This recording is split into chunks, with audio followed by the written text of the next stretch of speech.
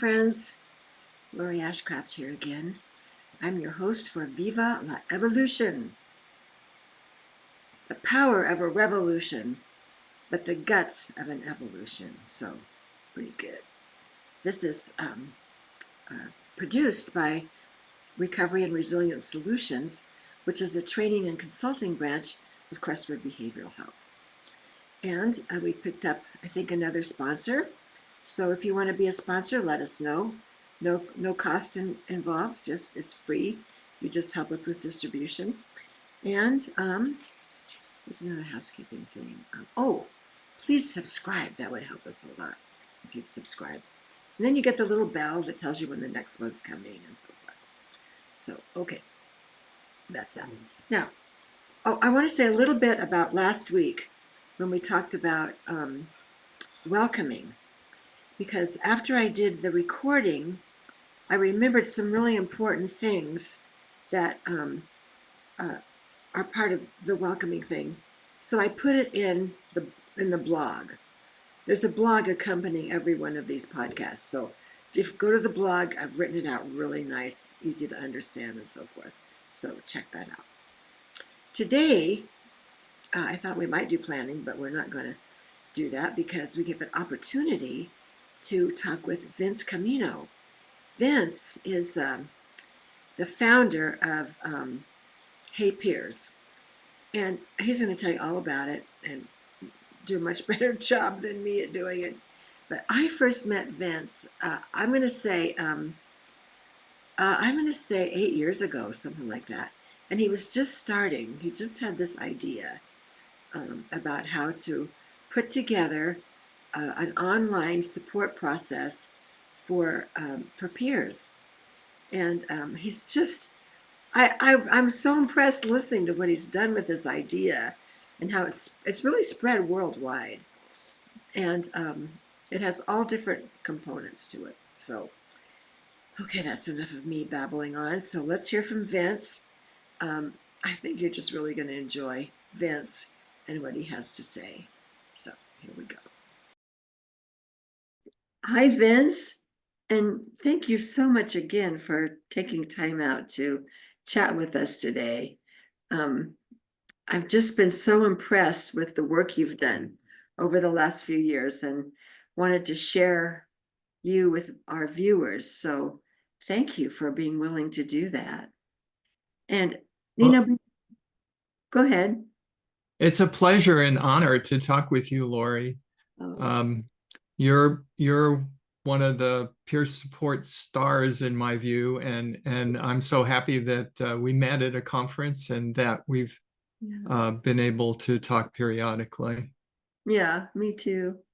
Well, tell us a little bit about you, Vince, and what your recovery process has been and how you kind of got interested in this to begin with. Yes. So my story is that I have gone like in and out of depressive episodes since I was a teenager. And not at first, not in high school, but after that, I was very fortunate in that I always had really great care. So I usually had both a good therapist and a good psychiatrist to work with. And around the turn of this century, when I had what I hope was my last really bad, long episode with depression, I said to my therapist, I said, I am sick and tired of getting depressed. What could I do to not get depressed again? And she asked me a very pivotal question. She said, well, Vince, how committed are you to your recovery? And that question struck me like a bolt of lightning because I realized in that moment that I had become dependent on other people to carry me through these episodes, and I hadn't really worked, done the hard work to learn how I could help myself. Well, so that started, I'm sorry, go ahead. Well, I'm just relating to everything you're saying and thinking until like Well, I would say just before the turn of the century, we started learning that we could do something for ourselves. And this is when the whole rap movement started and so forth. But up until then, we just kind of turned ourselves over, hoping that by some magical medication or relationship, we would get better, not knowing we had anything we could do. Yeah, that's a really good point. I didn't really think about how my history fit with the history of what we now know. And there's so many really powerful things that I've learned to do that in my work, I try to encourage other people to do or to explore Mhm. that can help them on their journeys toward wellness. Yeah. Um, but for me, I started just reading like crazy. And my therapist had given me um, a book called Feeling Good by David Burns, which is about cognitive behavioral therapy. Mhm. And I picked it up at first, and um, the book basically said, if you're going to get any value from this book, you have to do what it says here. You have to try all these things. And it made me more depressed. I thought, I can't do that. This is terrible. But finally, I got to a point where I could start doing some of the things in the book. And meanwhile, I'm scanning, I'm reading everything I could find on what I could do to help myself. And in it was so strange. In the Wall Street Journal one morning, I read this story about how the brain can be changed in some significant ways. It was about neuroplasticity. Yeah. And what I had learned in graduate school and what was commonly understood until the late 1900s was that after maybe your mid 20s or so, your brain was pretty static in terms of development, in terms of learning new things. So if you probably best example of this is if you had a stroke and you lost the functionality of one of your arms, that was what you were going to live with. Your that part of your brain died and you were stuck. And lo and behold, there started to come out research about how Yeah. we could change how our brains functioned, and it would take hard work. But if you persisted, even stroke victims could regain the use of an arm that had been affected. Yeah. So that really was great news. And it led me through that reporter who's like the senior science editor or something at the Wall Street Journal at that time. It led me through some of her other writings to discover that mindfulness could be useful in terms of changing how my brain worked. Yeah. And then I found a really revolutionary book called Mindfulness-Based Cognitive Therapy for Depression, Mm. which was published by three clinical psychologists, one in Canada, one in the US, and one in the UK, Mm. who had partnered together. They had done a lot of research on depression, and they worked with some of the material that John Kabat-Zinn, who is really a huge promoter and developer and author on mindfulness, to create a program that they found in their research would reduce the incidence of depressive episodes by 50% for Wow. people like me who had had multiple episodes of depression. Mhm. And usually, the way my psychiatrist thought about me, it was like, well, I was going to get depressed again for sure. Yes. Well, And that's, and just to back up a little bit, mhm.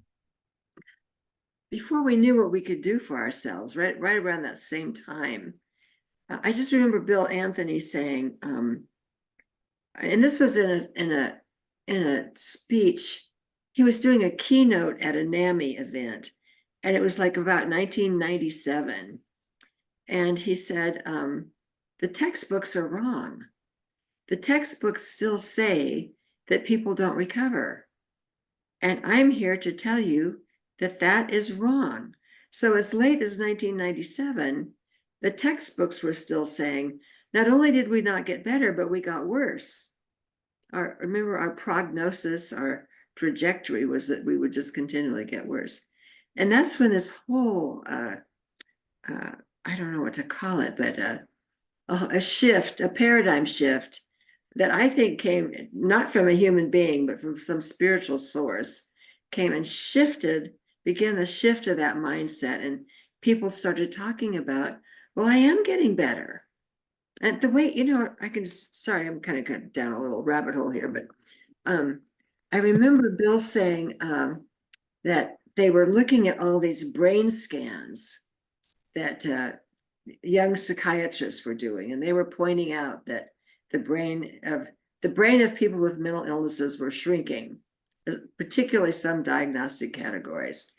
And then Bill said, then we would go talk to people who had just gotten out of the state hospital, and what they would report is that they were getting better. So we have over here people talking about shrinking brains, but over here people are saying we're getting better. And they went and looked at those people and they were getting better. So that was some of the research that began to shift all of this, especially for people like you and I, Vince, who didn't have anything to hang on to until, like, you found this material. Now, I want you to say the name of the book that you're talking about so our viewers will know what that is. Do you remember the title? Yes. So the name of the book is Mindfulness-Based Cognitive Therapy for Depression. Okay, I didn't get that was the title. Okay, good. Yeah. So, but now that was published in 2002. Now there have been a whole bunch of additional books published by the same authors with John Kabat-Zinn. They have put out audio meditations to go with that. And what happened for me was this was so early in this idea that you could meditate, that you could start to really be more familiar with your thoughts and how your thoughts were driving your emotions, that I thought, oh my goodness, I have to find this program. I have to get into this program. Well, the only nearby program I could find was up in the Pacific Northwest. So at that point in time, I would have had to travel up there every week to attend this program if I could get into it. Well, in a lot of ways, I've been so fortunate because I am an organizational psychologist, and I got a copy of the book. And as I started reading the book, I thought, well, I can do this program on my own. I understand what these guys are saying here. And so I started working at that in earnest. And after I did that for a while, I thought, well, I actually have worked with a lot of groups. It would be better if I did this as part of a group. So I managed to form a group in my community. Local newspaper wrote a nice article. Actually, I wrote the article and then they edited it. And so they published this article about this new group starting. And I was very clear that I was not a clinician. I was looking for other people to come alongside me. I actually talked with every person before I allowed them into the group to make sure that they were getting professional help, and they were willing to kind of experiment with me. Well, there were a dozen of us that went through this program together, pretty much by the book, literally, and it worked really well, and it was becoming very helpful to me personally. And about that time, I thought, well, a group could be something that maybe could help me. So I started searching in my community for a support group for depression. Well, the only support group that somebody else was running at that time was about 35 miles away. Yeah. And I live in Southern California. And so Traffic. on a Monday night at 7 p.m. If I wanted to get to that group, I would have had to allow 2 hours to get there. So I thought, oh my goodness, we need a group in my community. Obviously, there's nothing here. And so I started a group. And that group was very successful. I learned more and more as we went along. And it actually got big enough so that it became 2 groups. We added a 3rd group for adolescents.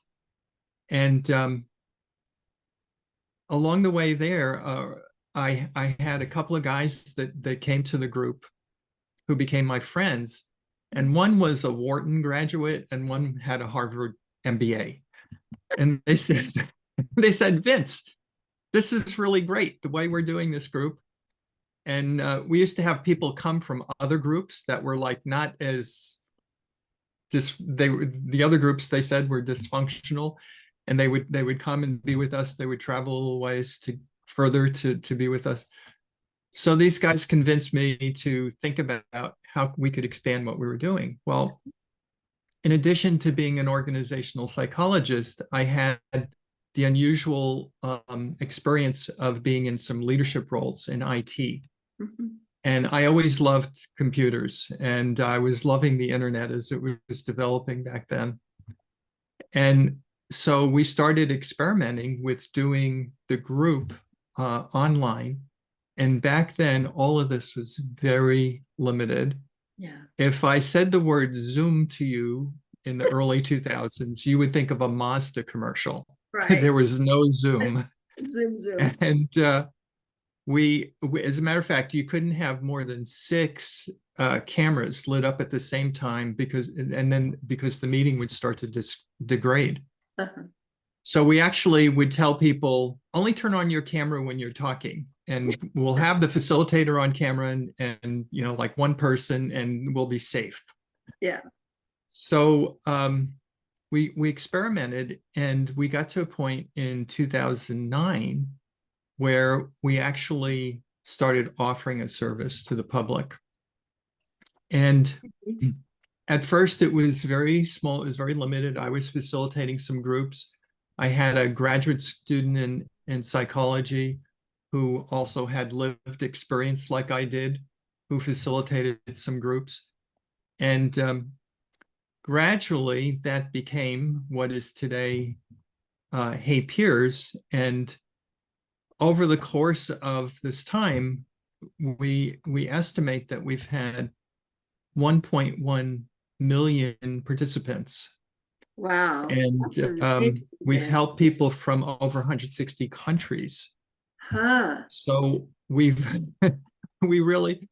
started out very kind of casually, modestly, and but I realized that I became a pioneer, kind of inadvertently, because it was really, initially it was all about me. I was just trying to help me. Well, and in trying to help me, I realized that if I helped others, that also helped me. Yeah. Yeah. And was this about when we met? Because I remember you were I think you even were mortgaging your boat or something and I thought, well, this guy must really believe in that, because that's a risky thing to do. Yeah, I think we met a couple of years after we started. Okay. And so it was very challenging at that time. Again, I was fortunate in that as a consultant, as an organizational psychologist doing consulting work, I had enough personal resources to invest in making our new business work. Yeah. And so it was pretty scary at a bunch of junctures, but eventually we got it to a good size and have a lot of people that help make Hey Peers work the way it does today. And Vince, I think this is so important for our viewers to hear this part of your story, because so many people have so much to give, and they hit those hard spots like you did. and they give up.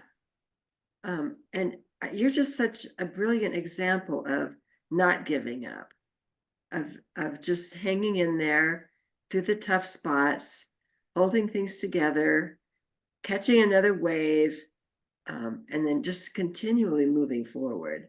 So, viewers, I just want you to appreciate this example of this, because it's not isolated. What Vince is telling us about can happen on so many different levels in so many places. It just takes, I don't know what to call this part of you, Vince, other than stubborn. Yeah, I got to tell you, I think it's a God thing. It's just part of my nature that I've been very persistent. When I was in graduate school, I had a pretty serious bout of depression, and I would just dream of the day that I would get my doctorate in the quadrangle, and somehow I kept going. And I had other colleagues who I thought were better students than I was. They were smarter than I was. They did really interesting things, and some of them weren't able to persist. So I do encourage other people not to focus on what's wrong with them, but what's right with them, and Yeah. what they can envision, and look forward. Yes. Um, It's not what's wrong, it's what's strong. yeah. Oh, I like that. Yeah. Yeah. Well, tell us a little bit, now that we have a pretty, well, you might want to give us more background, but I'm getting anxious to know just exactly what Hey Piers does. So do whatever you want to do, but get around to telling us that. Yeah, no, I love to talk about Hey Piers and what we do. So we've now created a platform that we think of as a robust community of different ways for people to connect with each other and help each other out. So the main thing that we do on Hey Piers is we have video-based meetings, and for usually a smallish group. So our target is like 8 to 12 people. Uh-huh. And we have over 1,000 of those a month right now. And we do that in two ways. Amazing. Hmm? That's amazing. Yeah. Back in 2009, it's like if you told me we'd be here today, I'd say, oh, I don't think so. Well, But yeah. so who comes to the meetings? Are these peer support specialists who need support? Are they just people who have been diagnosed with something or other and need support? Or who comes? Yeah, it's largely directed at people who need support, Mhm. but most of the groups are facilitated by certified peer specialists. Hmm. Some of them are some of the groups are staffed by nonprofit organizations that we work with. Okay. Mhm. And we staff some organizations groups. Like we staff a lot of groups that the Depression and Bipolar Support Alliance does on Hey Piers. Huh. Yeah, but Interesting. we've also gotten into some other areas. We also have groups. We have a lot of behavioral health oriented groups. That's the majority. But we also have some groups for people with chronic illnesses and Huh. people with rare diseases. Huh. And Well, that so makes those perfect are, sense, doesn't it? That they would, makes perfect sense that they would need a support group. yeah, absolutely. And those non-behavioral health organizations, they like that they can be in a community where there is a lot of behavioral health support. Yeah. Because while they may focus like the uh, Christopher Reeve organization is on Hey Piers, and Huh. this is for people with spinal injuries. Mhm. Well, they may focus on a lot of the stuff that someone with a spinal injury has to deal with. However, those folks are going to get depressed, they're going to be anxious, they have other needs, and they can find other kinds of help on Hey Peers. Mm-hmm. So if I were to come to a support group with Hey Peers because I'm depressed or anxious or hearing voices or whatever, what can I expect to happen? Well, the first thing that you're going to find is a really great welcome. Yeah. And I still occasionally facilitate groups on Hey Peers. As a matter of fact, a colleague and I have started a group for men because the majority of our participants are women. About 80% are women, and probably a lot of folks listening to this know that women are more likely to get help. They're more open to it and so forth. And guys are, I think there's a great book about men and behavioral health called something like, I don't want to talk about it. Right. Yeah. I know what you mean. I can't say the title either, but it's something. Yeah. Like So, so what we find is that people are very interested in joining with a great variety of people from all over the place. The majority are from the United States, but you know, we will regularly have people from the UK, from there's a guy I could think of from Egypt, from Canada, and so forth. And it's interesting for them to meet other people. And most of the groups have a definitive process, like you would find in a face-to-face group. So we have meeting guidelines that we go over. We have people check in near the beginning of the meeting. And so we do some things to kind of warm everybody up and to get a little bit acquainted and comfortable. And then we have like two different ways that groups go, in my view. One is a lot of groups are more freeform, and they focus on whatever the participants have brought to the meeting. And the facilitator has to skillfully kind of manage the conversation, manage the time, so that everyone who wants to discuss something with the group has that opportunity. We have a second kind of group that we offer that we call Hey Peers Certified group. And the difference is that we put some evidence-based content into those meetings. And the content is brief, and it's there to introduce the participant or remind the participant about something that should be helpful to them. So an example of this that cuts across a lot of different groups would be effective sleep habits. And it's not a lecture. It's the content is designed in a way that it's very participatory, so that we talk about what, if any, sleep issues are the people in that particular meeting having, and you know, what techniques might they want to discuss further. Yeah. And we've done research on how that type of group works, and it works really well, better than I ever thought it would. So we several years ago, we did a study of people in our what we call our depression recovery groups. And in those groups, they're 90-minute meetings for 8 to 12 people. We had 142 participants in the study. Wow. And they told us that their moderate to severe symptoms were reduced by 34%. Wow, that's They wonderful. were, yeah, that's pretty significant. You don't have to do a statistical test to No, you see don't that that's important. You don't have to They figure out if that was significant or not. They told us that their use of emergency room or urgent care for depression was cut in half. And then probably the biggest and most startling result was they said that hospital readmissions were down 70% for them.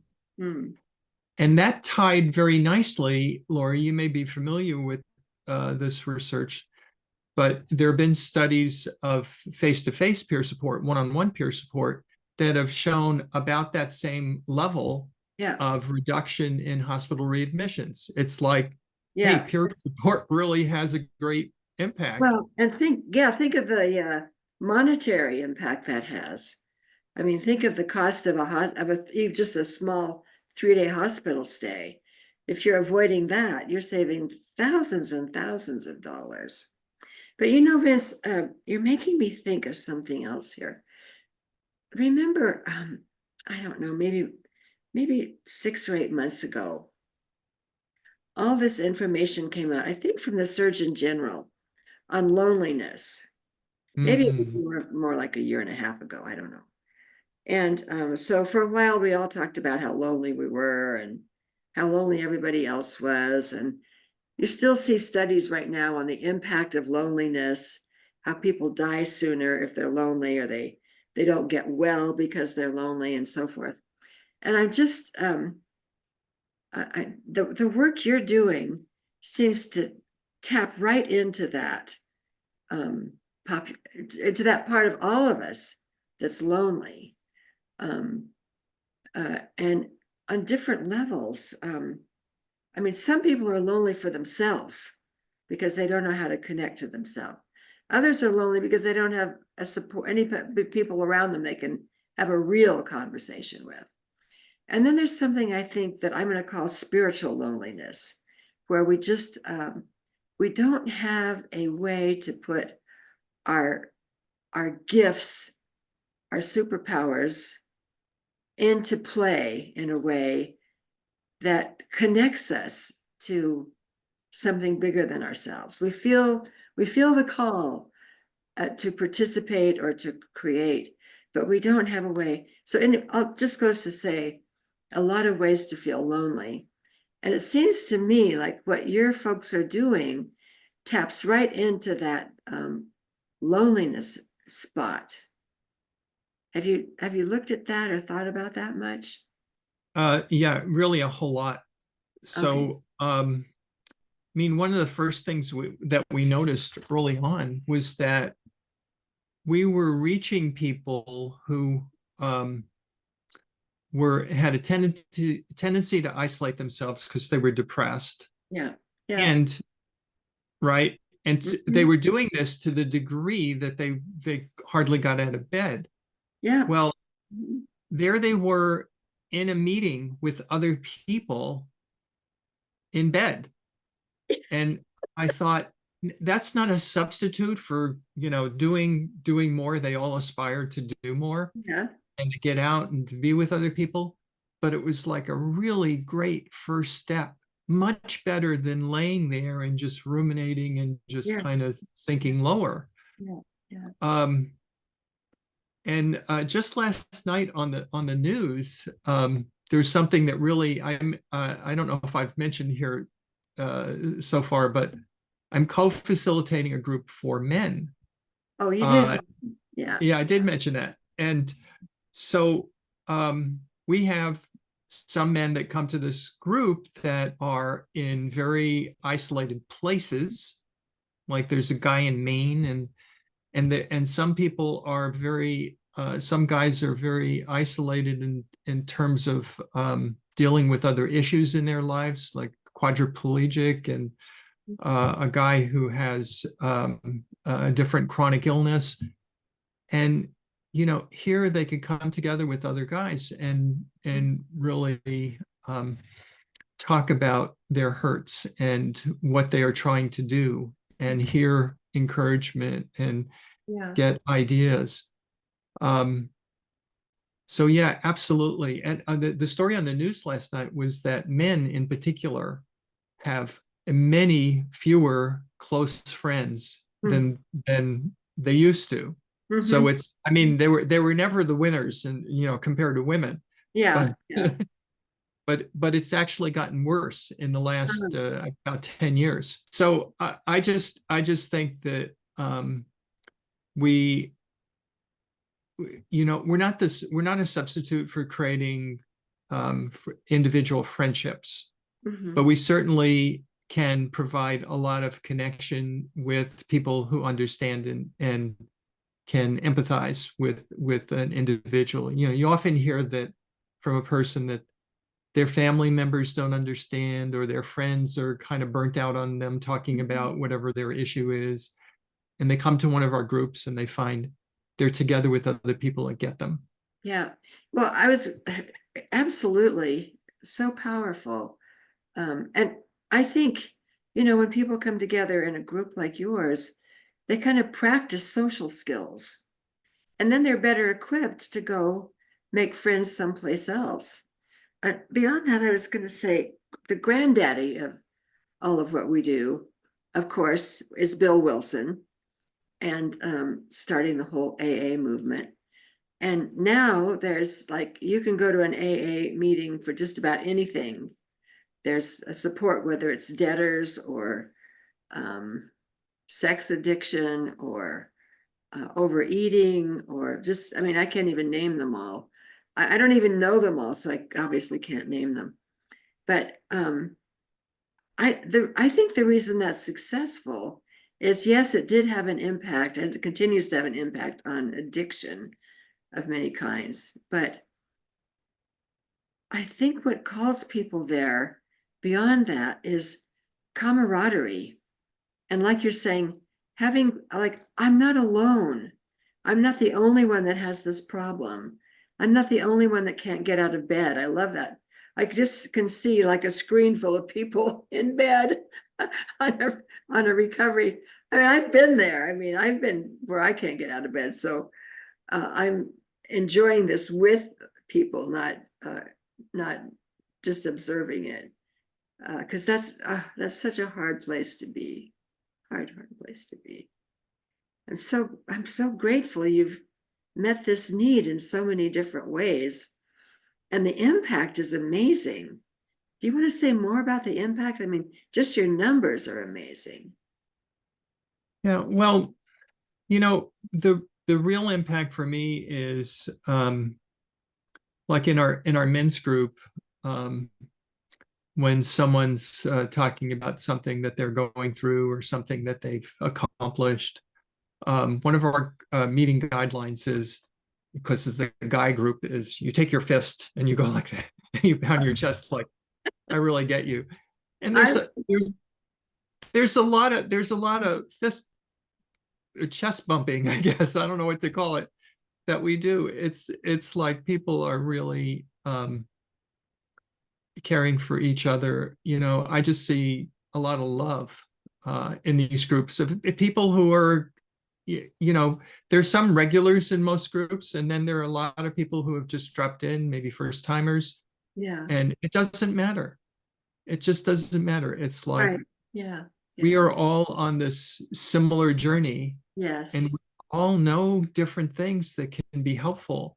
So, while I really value and support peer support in general, my favorite kind of peer support is in a group, because then you get exposed to a lot of different ideas. You get exposed to a lot of different experiences, and it's more likely you're going to connect with maybe just a person or two, maybe a bunch of people who have had an experience very similar to yours, or Yes. have been able to achieve something that you're trying to do, and they can give you some hints, they can encourage you, and so forth. That's so powerful. We used to have the slogan of, if you can do it, I can do it. So when you see someone else being able to do it, and they're, them well enough to know that you're a lot like them, and they can do it, then that's just, I call that in vivo hope. Like, it's living hope. Like, oh gosh, it can be done. It's like the 4-minute mile kind of thing. Yeah. Yeah. Yeah. Well, Vince, it's just been wonderful talking with you and getting an update on your program. I'm just so thrilled with what you're doing and how it's spread so well. It's one of those ideas whose time has come. You can drive a Mack truck in front of it, but you really can't stop it when it's time. I'm so glad you're the conductor of all this. It's just perfect. Perfect. It's been a huge blessing in my life, Lori. And, as we said earlier, it's not always easy, but it's so darn rewarding. And Yeah. it's just the idea that I can help myself and I can help others Yeah. is Yeah. very powerful in my life. I know that about you. And just to go back a little bit one more time to 12-step stuff, uh, you're the kind of the way you've set this up is what would be known in 12-step circles as you're the trusted servant. So Mm. that's what they call someone who leads a group. It's not really leading the group, it's facilitating a process of people sharing with each other. So you would be called a trusted servant in that circle. And that feels like exactly who you are. You're very trustworthy. We can count on you to do the best thing for all of us. So thanks so much for everything you've done. In closing, is there anything we haven't talked about that you want to say? Um, let me just briefly mention that while we feature group support on heypeers.com, we also have a whole variety of chat rooms. Every chat room is moderated, and we are very, very concerned about confidentiality, about safety. And so we do a lot of things to assure that however you interact with others is going to be at a very high level of quality. And one of the really unusual things that we do is that we allow independent certified peer supporters who we screen very carefully to kind of hang out their own shingle on our platform. Oh, So you could find a peer supporter that you can work with one-on-one on Hey Peers. mm, And some of our independent peer supporters offer their own groups. Some of them moderate chat rooms. So they do a variety of things. mm, And it just makes me feel so good to give. A lot of peer supporters are undervalued and underpaid and yeah, underemployed. And it yes. just makes me feel really great that we can help these incredible people have a further opportunity to assist others and to earn some good money doing that. It's another brilliant idea. So, uh, so if I want like an individual peer to kind of walk alongside of me, I could find that there. Or if I'm a peer support specialist certified, I could put my name in and be available to somebody there, right? Absolutely. Yep. Yeah. Wonderful. Wonderful. Well, thank you so much, Vince. Let's keep in touch. Come back in a few months and tell us how things are going. For sure. We're exploring some exciting new um, functions on Hey Peers that I can't talk about just yet, Okay. but it's a great journey to be on. Thank you so much for talking with me today. I really appreciate the opportunity. Uh, You are a special person, not just in my estimation, but a lot of people know all the great work that you've done. oh, So thank thank you you. so much. Yeah, thanks very much. Okay, we'll keep in touch. There. Well, there you have it. Vince's story. I love his recovery story because I've had my own experiences with depression and grappled with various types of medications and treatments and so forth. So when he tells his story about um, dealing with depression and how he found a solution, I just was so glad that you were all going to hear that. And then I don't know about you, but I am so impressed with the work he's done in a relatively short period of time and developed an amazing service for people. Vince is a person who is all about service and all about helping people however he can. So I know you enjoyed it, and Oh, tell your friends, especially those that struggle with depression. Tell them to take a peek at what Vince has to say and what we've discovered. Okay, I'm going to let you go now, so y'all have a good week. I'll see you next time.